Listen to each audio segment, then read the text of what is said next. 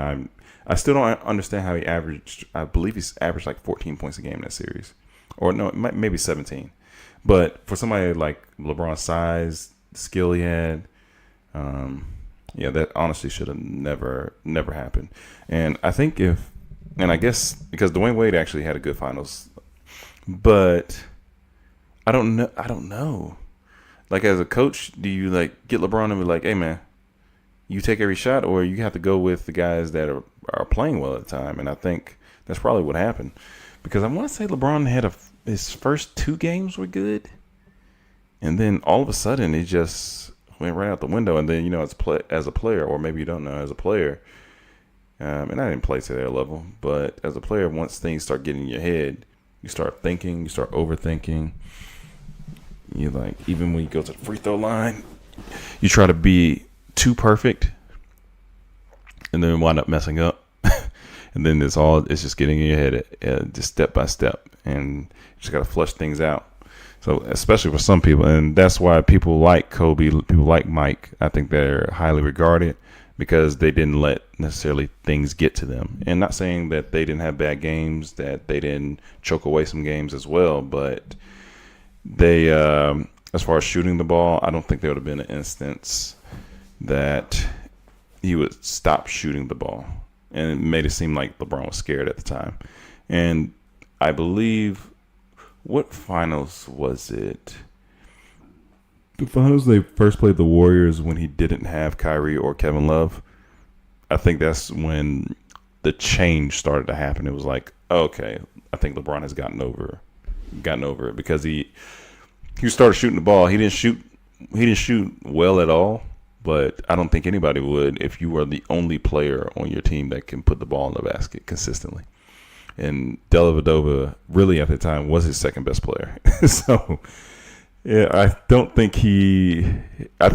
that's when the turn came in people's minds, because they didn't really stand a chance. But LeBron had them. I want to say they were 2-1 at a point in that series, and then they put Iguodala in the starting lineup, and that changed everything.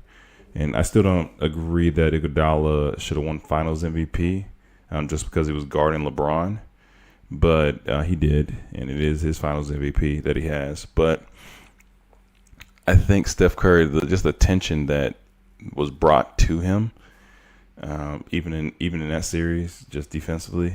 I'm sorry, not that. Am I talking about the same series? Yeah, no, same series. Yeah, defensively, because I want to say that Steph Curry still averaged 26 a game. It was, and even though like Iguodala guarded him, I want to say that series LeBron averaged 30 plus. Now LeBron didn't shoot well, but he still averaged 30 plus.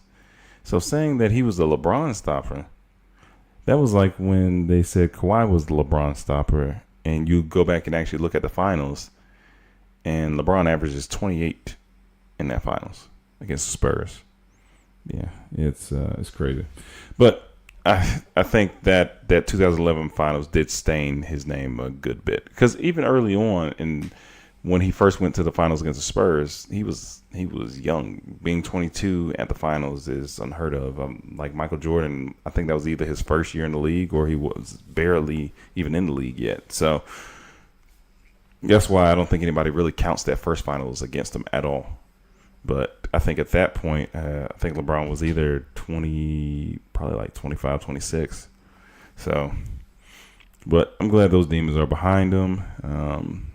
That helps. They have Moses Malone on this list. In 81, I couldn't tell you too much about Moses. So, 81 achievement, only championship team with a losing record in the regular season. I did not know that.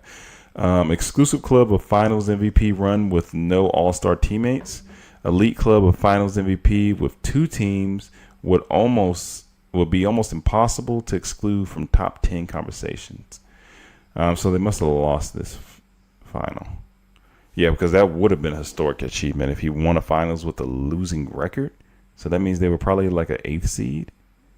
Ooh, that would have been crazy to talk about. People would have been talking about that a lot. Last person they have on the list, and then I'll read some of the comments that's under it.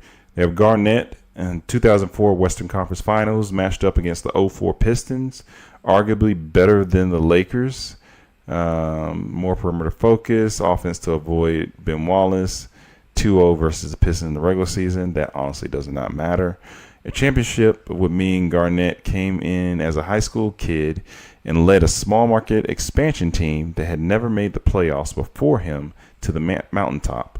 Arguably the best ring ever.